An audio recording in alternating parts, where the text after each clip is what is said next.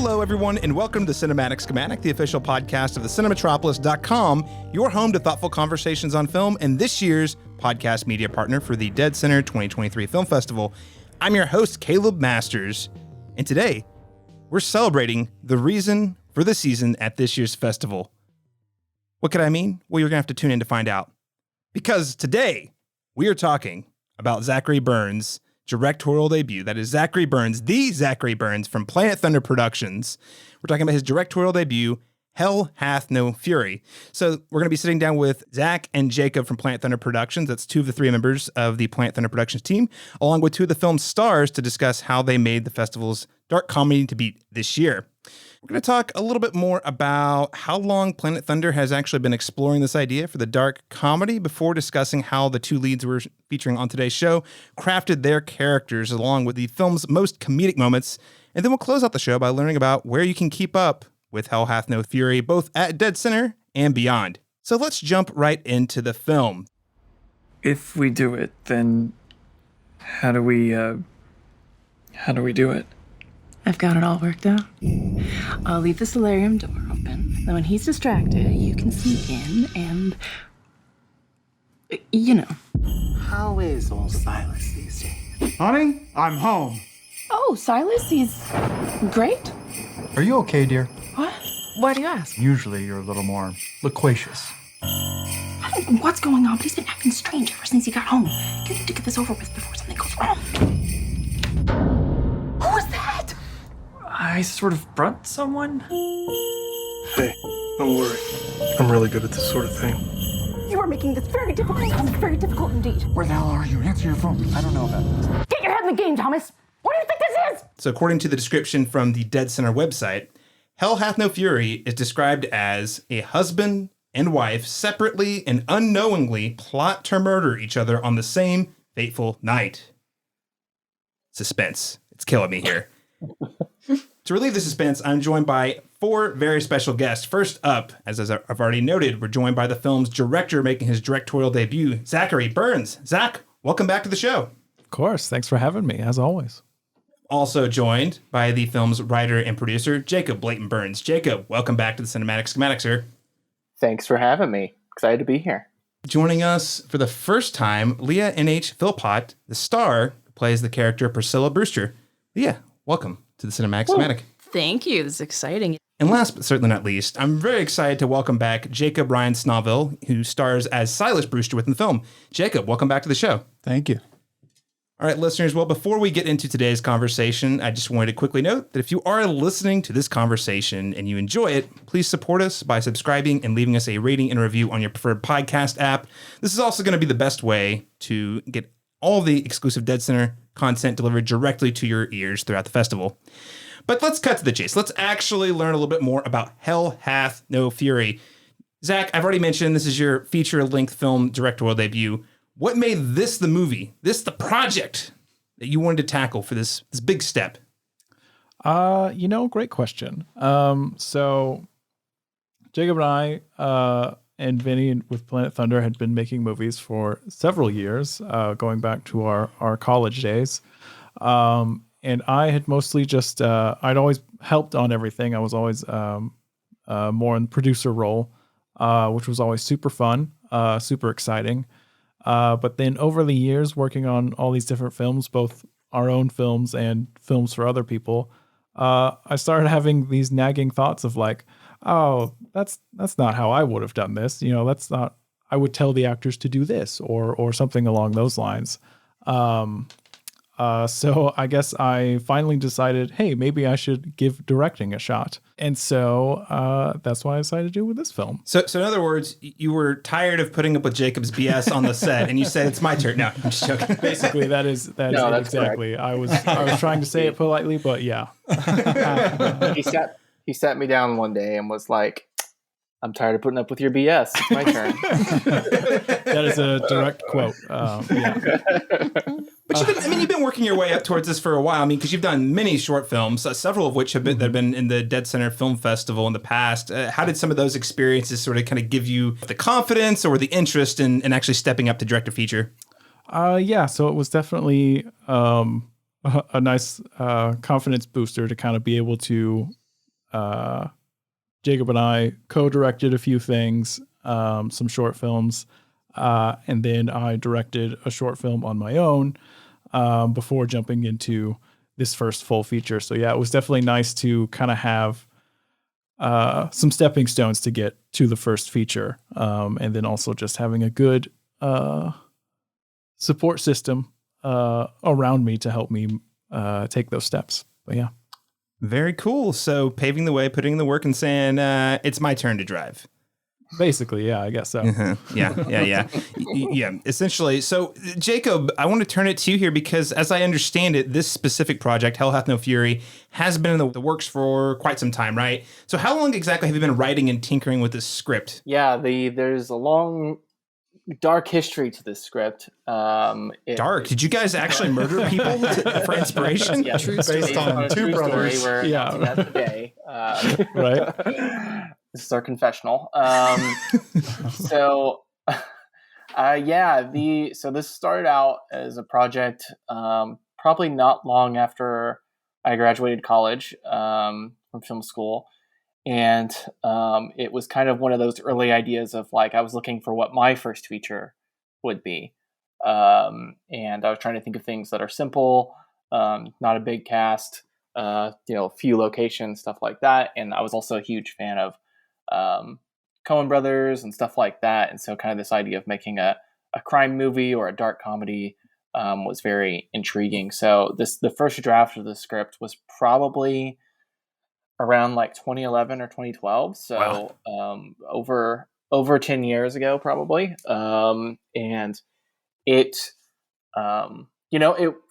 at the time I felt good about it, but then I had this other idea for a sci-fi drama called Electric Nostalgia, and that kind of I took a detour with that, and so Hell Hath No Fury just kind of sat around for a while. So it was one of those that I didn't feel it was ready then, but it was kind of the idea lingered around as something I was like, we got to do this someday, because there's something here, even if the script isn't ready to go yet. There's something about this premise or something behind it that was really intriguing and just sounded really fun to do. And so, yeah, once we kind of started talking about what Zachary's first feature could be, I remembered Hell Hath No Fury. It was just on the back burner, and I was like, maybe it's time to dust it off and look at it again.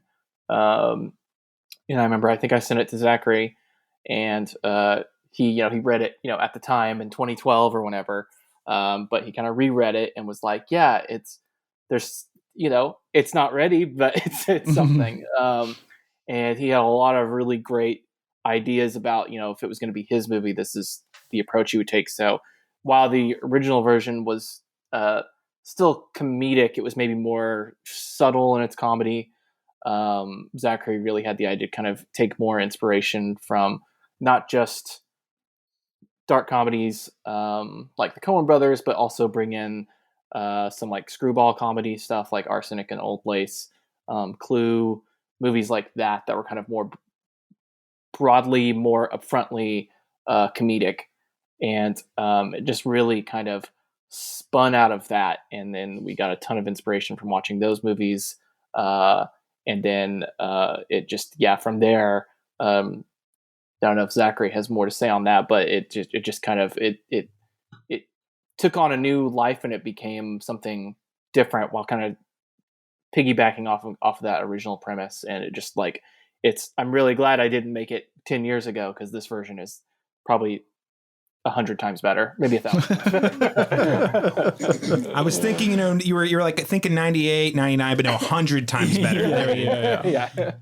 Well, Zach, I would love to hear then, when Jacob sends you the script, were you, this is a script I can work with. I need to fix this up. I just need to tinker this. Like, what was your kind of like when you saw it and you said, hey, can I make this into a feature? What was your initial reaction in terms of like what needed to be done to get it to the filmable stage?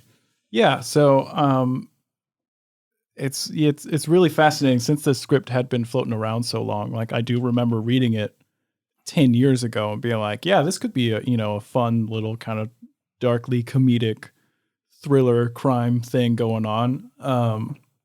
But then, yeah, like Jacob said, we kind of got distracted by robots for a while, and made some really neat sci-fi things. But then, yeah, once this came back around as something potentially for me to direct, I read the script again and was like, yeah, this is like, it's a really tight story. But what if we just made this super goofy? And I don't know what it is about it, but just reading the script that second time, I was like, what if we really pushed the comedic aspect of this thing and really tried to make this a modern day screwball comedy, which I just thought I was just super intrigued by that idea. So I think I basically, Jacob and I put our heads together, and I just kept pushing him to put in more jokes. Just make it sillier. Let's get lots of setups and payoffs and just push things as far as we can. Because I don't know. In my brain, I wanted this to just be rapid fire jokes happening just every second. And I thought that would just make the movie a blast. And I think that's just what I was going for. I think you were really good at that. Oh, well, thank you. Yeah. I mean, and that was a big part of it as well that me and Zachary talked about. You know, we'd done Electric Nostalgia and Shifter, which are both kind of heavy sci-fi dramas, and we were just like, it's time to have fun. Let's just right. It's not we've made people sad enough. Let's do something that's just fun to watch, fun to make. Especially the last few years, the world has been crazy. So it's just like, let's, even though it's still dark comedy, there's still murder and all that fun stuff. Lots of terrible things happen, but I was gonna say this is not exactly like a happy ending type or movie. do they? But yeah, so it was just I really love where the direction it took because of Zachary's ideas and what he was pushing and what his vision was. I think it's great. You guys did two kind of dark sci-fi. You started with the Fable of Shannon Cable, which is a musical comedy. It's charming as hell. I still enjoy to think about that movie sometimes. It's lots of fun. But then you shift radically the opposite direction into sci-fi horror, sci-fi thriller territory, and you bring it back to Coen Brothers-esque dark comedy, screwball comedy. So you guys have really done the full spectrum. You guys had an exceptional cast, kind of a who's who of folks here in the Oklahoma City area, at least in terms of cast, two of which we're very thrilled to have at the table today. So, Leah, I want to start with you and Jacob Snovel next. You two play the film's leads, Priscilla and Silas, and on the surface, I think kind of the fun thing I had, which is sort of watching your performances, both of these characters seem like they're nice, fine people. Like people, obviously a little heightened, but I'm like, I know this is the good old boy and the model wife, like kind of the I'm going to watch my words here, digging a hole. They're people, unassuming people who you're like, they're probably nice people, right? However, I think it quickly becomes clear, specifically, not to give too much away, with Priscilla being sort of the primary protagonist of the film, it becomes clear that there's more going on under the surface. So, Leah, how did you approach this, balancing this jokier sort of screwball or slapstick comedy with maybe some of the darker resentment that's underneath the surface? Well, it's not hard for me to play resentment. Just kidding. Zachary just said a lot of it. When I first read this script, I was at home alone, and every page I was laughing out loud alone at my place. And I think that's just, it's just good writing. It's very, very funny. The comedy's on the page. And with any comedy, you don't want to play the comedy. What's happening to the characters, to these people, is not funny. It's funny to watch if it's not happening to you. So, yeah, I mean, even when it's characters like this, like you said, that are heightened or a little more stylized and charactery, they still have to be played from a real place. And I think that's what makes it funny. And any couple that's been together long enough will have the things that drive each other crazy. And when you just really focus in on that part of it, it's funny to watch. It is. I mean, agree. you wouldn't want to watch someone, a couple that you love go up in flames like that. But, trying to keep their cool. Anyone in a fight that's trying to keep their cool, if you're watching from the sidelines, is funny. So, yeah. But yeah, like I said, I think the comedy was on the page, and I felt very blessed that they came to me with it. It just jumped off the pages, my kind of thing, and was really excited to do it. Well, you crushed it. Also, congratulations. You won an award at the New York, which film festival was in New York? New York Cinefest. The New York Cinefest, Best Lead Actress. Congratulations on the win there. Hell yeah. It was a spectacular performance. Both of you were awesome. Now, Jacob, I want to turn to you, though. I was thinking Elvis was one of our previous times. This is also a radically different take for when I interviewed you as Elvis and Mickey Reese's Alien. How did you kind of approach that? Because this was, I don't know, I've seen you play comedic in a few roles before, but this was a little different. It kind of had that Coen Brothers vibe. Like, what was your approach to kind of trying to match the heightened reality with the sort of darker undertones? Yeah, it's all slapstick is all dark. You're hitting people in the face. You're running away from boulders that are coming at you. If you're Buster Keaton, if you're Harold Lloyd, you're hanging off a clock about to die. It's if you're Fast and the Furious, you're going into space for no reason. Yeah, it's so really just reading that, like, I can go all out in the slapstick side of it is how I kind of approach most roles anyway. I don't think I could do like what Leah can probably do on stage. I'm just not a stage actor. I need to know my frame, and then I can run into a wall with the best of them. And that's really my first take anyway, is the physicality of something. But the more you anchor in on the absurd and awkward and danger of a situation and make that real, no matter what it is. If it's more absurd, the better. The way you fall out of that is funnier. The bigger you fall out of it, the better. So I just kind of relied on that. Talking to Zach in the first place, it was we talked about Arsenic and Old Lace first, and then I was like, well, I don't know if I can pull off Cary Grant. And I want to at least modernize it. And we talked about modernizing it. And I think we were on the same page, but I know that I was getting a little scared about becoming George Clooney in Intolerable Cruelty or something. Like super annoying. And so I knew that if I brought everything I could slapstick wise, and then just tempered it down, I think, and then Zach, I gave permission to Zach, or I don't know how this came up, but we were like, basically the note is full cartoon. Yep. Like, if it's not all the way there, the note is full cartoon. Yep. I'm like, oh, okay, I got it. There we go. Yeah. Looney Tunes. Exactly. Live action Looney Tunes. Yeah. Anytime I needed Snovel to go a little farther, I would just walk up to him and be like, go full cartoon. Go all the way. That was it.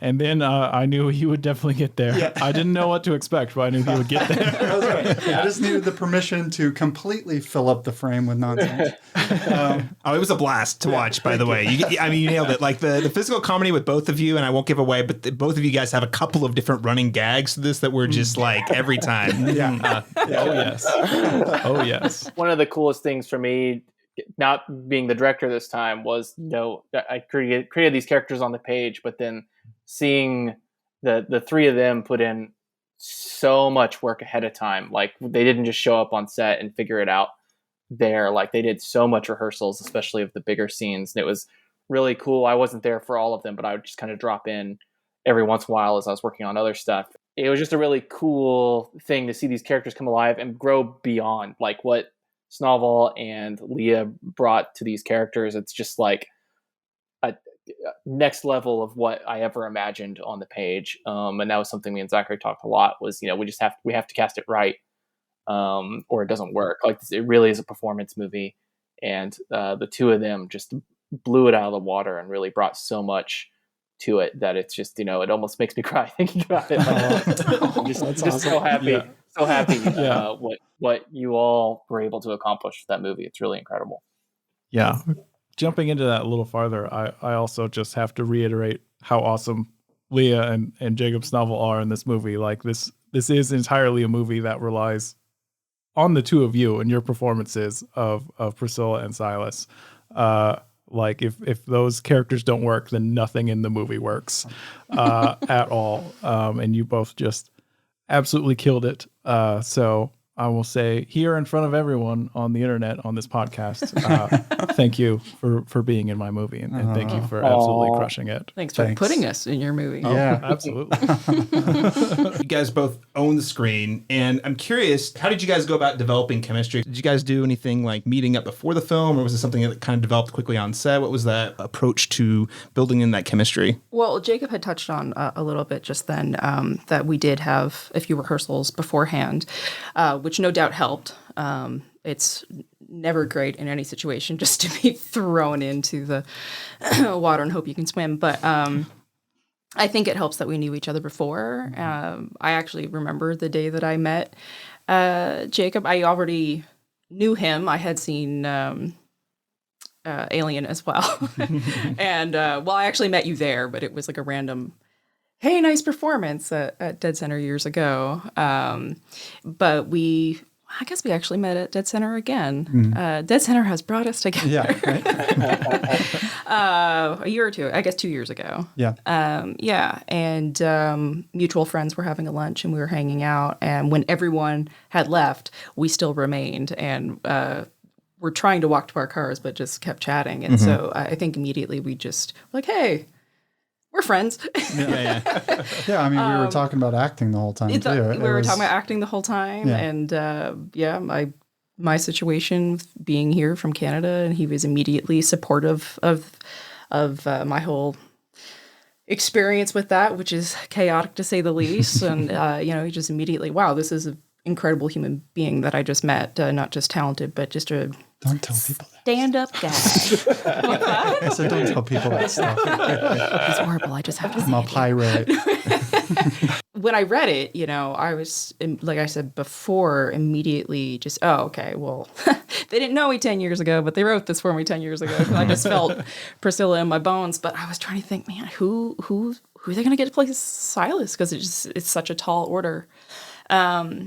And I was racking my brain on it. And I honestly often, think of Snovel as the producer role. So when I was going through like the actor roster, he didn't immediately come to mind. But when they told me they were reaching out to him, I was stoked. I got super excited because I was like, oh my gosh, that so makes sense. That would be perfect. And so, yeah, I think as far as on camera chemistry, it was just very natural. We didn't have to try too hard. That's great. Having the rapport beforehand certainly helps. Zach and Jacob come to you. Did they approach you for the script? What was that conversation like? Were you like, what's the deal? Can I read the script? Is it good? What was your reaction? I don't remember exactly how it came up. I remember meeting over a coffee or something like that at downtown with Zach. And I'm always like, if somebody's going to ask me to be in a movie and they're actually going to make it, I'm like, yes. When do we roll? And I'm just, I love making movies. I love people that go make their movies. And so I'm in, and having worked with them before and knowing that they can do a movie and having, already some chemistry as far as like our jokes and our humor goes. I knew that I didn't have to read it to know that I was going to like it and could do something with it. And then so it was immediately dropping into, Arsenic and Old Lace, talking through like Cary Grant and George Clooney and then eventually Tom Hanks and all that stuff. And that's really became the language of the figuring out the script itself. I think that Zach played a little coy of like, well, go ahead and read it and see what you think. And I'm like, I'm in. I think that's pretty close to how the conversation went. Yeah. Speaking of their chemistry at New York Cinefest in the Q&A, Oh gosh. someone was surprised that Leah and Jacob Snovel were not married in real life. That's what I'm saying. She was like, wait, so you're not really married to the cast? I was like, no, it's a movie. You know it's a movie. So funny. That's She hilarious. was fooled by our wedding photo. Yeah. Some impressive photoshopping, Zach, I'm sure. Yeah. Hey, no photoshopping in that Yeah, photo. that was a No. rehearsal. They're real photos. Real photos. So I don't want to give away too much. However, I do like to tease the audience a little bit, especially for those who are going to be attending DeadCenter. We'll have a chance to see Hell Hath No Fury. So for all of you, I'll start with Zach and we'll go around the table ending with Jacob. What is your favorite murder weapon? Or not even murder weapon, just weapon. Because there's not everything used actually kills people in this. What is your favorite weapon depicted in the film? Oh man. That's tough. Especially if we don't want to give it. I was going to say, without giving anything away. Yeah. I'll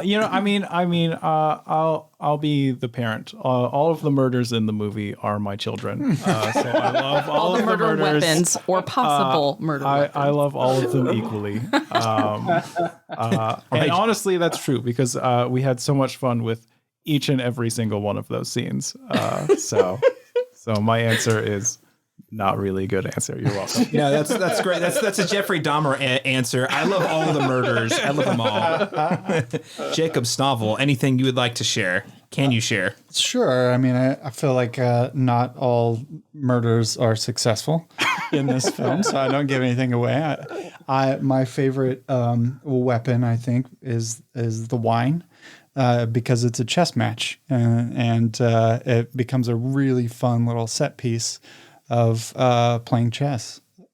So there you go. That doesn't give anything away, right? Sure. Cut it if it did. Sure. I don't think so. Leah, what about you? I'm really a stickler for spoilers. They drive me nuts. So I will just say donkey. Donkey. See, this is great. That spoiled nothing for me. I don't know. This is why listeners are going to have to come see the movie at DeadCenter on Thursday, June 8th at 9 p.m. at the Harkins, Bricktown, 2015. And no donkeys were harmed in the making of this. That is true. Officially. Jacob Burns, what was your favorite weapon that you feel comfortable sharing, if any at all?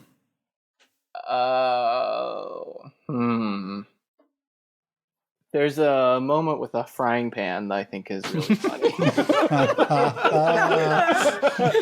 Yeah, that's a great moment. For Classic slapstick. Yeah. A moment with a frying pan. Listeners, if this sounds like mayhem, it is. You have to see the movie to understand the Frying insanity. pans and donkeys. Real quick, just a couple of quick questions, Jacob, for you and Zach, both of you. I mean, this movie takes place largely in a single house. I mean, I know there are a few other locations. You get a great shot in the car. There's a hotel, very short scenes, but largely this film is set in one location, one house. I'm just curious, did the limitations of sort of having a really enclosed, tighter space, did this in any way sort of inspire creativity or add to the sort of vibe you're going to with Hell Hath No Fury? Yeah, for sure. So from the outset, we wanted to shoot this movie a little differently than maybe most movies are shot today. Whereas we wanted to kind of taking inspiration from, we were kind of doing this as a throwback of screwball comedies from the 40s and 50s. So going along with that, we were like, what if we pulled in kind of some of that cinematic style of shooting from back in the day where it's longer takes. The camera is, we're not just doing lots of coverage and all that good stuff. So going into that, we wanted to shoot this movie, kind of take inspiration from that and treat the camera. It's interesting because the movie is almost entirely handheld camera work, which is definitely not 40s and 50s style cinematography. But but being handheld, we still wanted to treat the camera as if it was from that era. So we only wanted to do camera moves that were inspired from that era. So thinking of the camera as being more as on a dolly, where dolly pushes or pans or stuff like that, instead of crazy wild, chaotic handheld camera work. So that was something we wanted to do to kind of give this the movie an interesting vibe of blending those two different styles, a very modern style and a very old traditional style from back in the day. And then also being in a essentially just one house for an hour and a half, we definitely did everything we could to shoot every scene uniquely from surrounding scenes. So there's a ton of stuff that happens in the living room of the house, but we wanted to shoot every scene that happens in that living room differently from the previous time we were in that living room, just so then it would never feel stale. It would always feel fresh, while always, trying to do things that felt right for the scene. So I don't know. Yeah. If Jacob, you want to talk more about that stuff as the cinematographer? Yeah, for sure. One of the best decisions we made on this film was we when we were looking for locations and where to shoot, we needed just the right house, and then we're like, wait, why don't we just use our mom's house? I knew I recognized it from somewhere. Yeah. And so what that allowed us to do is we had, access to the location like we've never had before on a movie, because we could just go anytime we want and plan or set up or do whatever. So that's where they did rehearsals, which was great. So they could rehearse in the actual house that we were going to be filming in and the actual areas. And then me and Zachary spent a week or two just looking at camera and figuring every single shot in the movie out beforehand. So a lot of times, especially low budget things, you show up to the location on the day of the shoot and everybody kind of figures out there how it's going to go. But we had we created a notebook of every single shot. Like we took photos of everything, and so we knew all the blocking and stuff like that. And of course, things evolved once you got on set, or things evolved in rehearsals and stuff. But knowing that is partly how we were able to get the movie done in such a short amount of time. Is on set, we both knew exactly what was up, and we're both extremely comfortable in the location because it's our mom's house. It's the house that we grew up in. And then one of the other kind of cool things that came out of us being in that location was the aspect of Christmas. That was my next question. That really actually was my next question. Okay, yeah. How did you go about determining when this is? Did you guys know years ago this is going to be set at Christmas, so we have to shoot it during the Christmas season, or were there some smoke and mirrors, so to speak, to make the Christmas appearance a thing? So I don't know. Maybe up until the week before we started shooting, Christmas was no part of this movie. It's true. That's awesome. And it came out of we worked out with our mom that we were going to shoot in the house, and we were doing all planning. And then there's just one day when she was around, and we were going to shoot in December, and so she was around, and she's like, "Oh, I guess maybe I shouldn't put my Christmas tree up since you guys are filming here." And I think me and Zachary just froze. We immediately just looked at each other. We can't like Christmas. Wait a second. We're making a movie in December when all the lights will be up. Right? And so,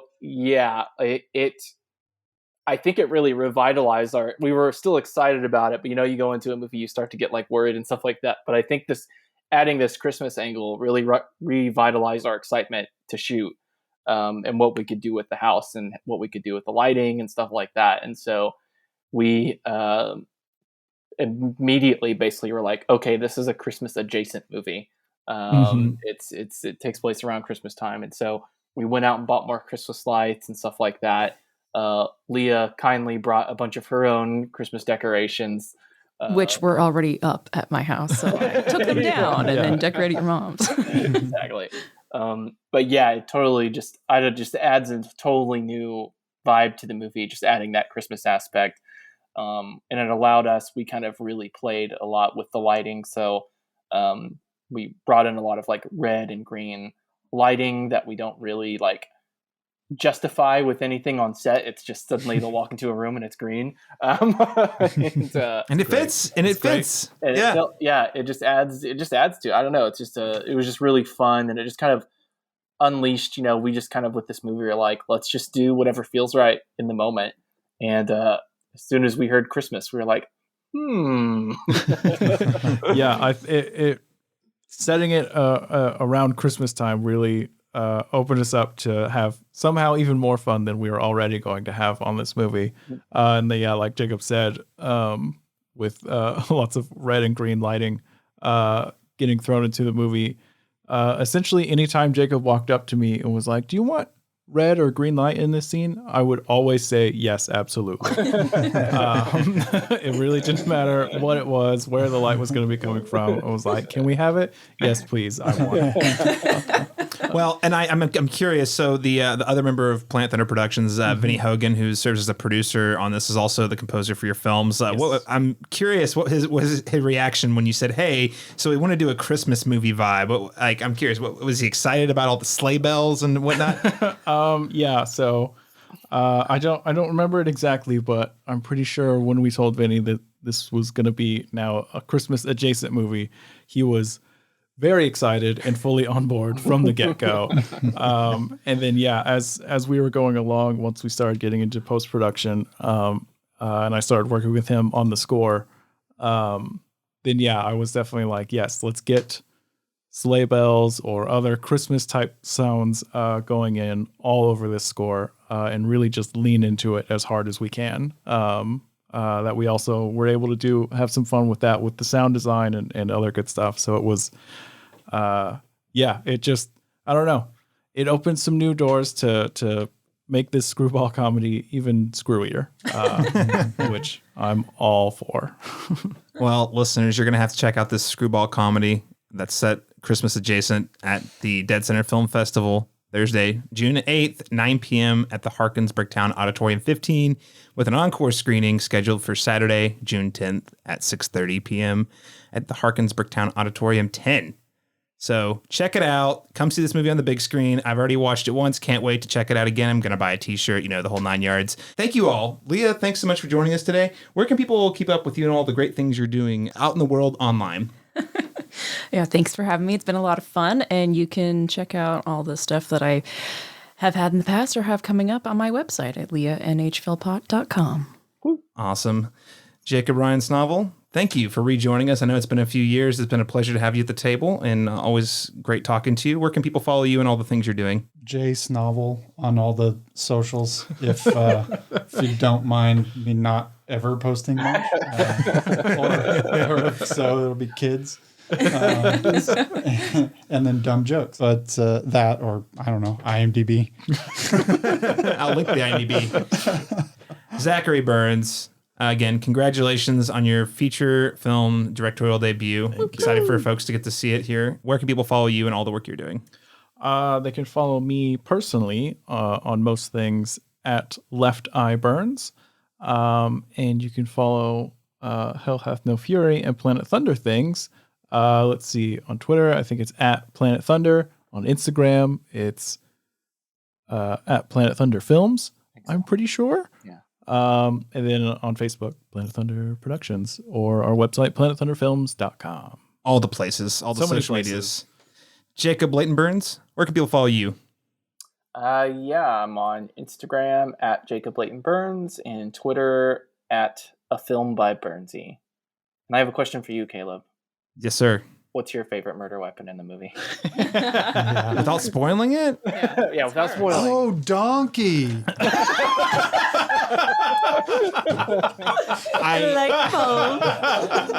I can't. Yeah. I would say donkey. Yeah. I can't be any more specific because. But I think listeners, you'll know it when you see it. Yeah. But it is kind of amazing. It's kind of incredible. Yeah. Sorry. There it is. Huge listeners, you can't see because it's an audio podcast. A giant light bulb. You would have been blinded. Don't watch the video. Yeah, it suddenly got very bright in this room. Overexposed. That's all I'll say. I'll have to, not second, but third donkey because it's just a great prop. That's all I'll say. It's good. Listeners, of course, you can keep up with all of our exclusive Dead Center Film Festival coverage at thecinematropolis.com. Follow us on Twitter at the Cinematrop and on Facebook at facebook.com/thecinematropolis. We have many more exclusive interviews and written reviews or essays on all the things at the festival. And for all other things Dead Center, you can head over to deadcenterfilm.org and you can consider supporting the festival by purchasing a badge or individual ticket for the more than 160 films playing at this year's festival. Thanks so much for joining us, everyone. We'll catch you again next time.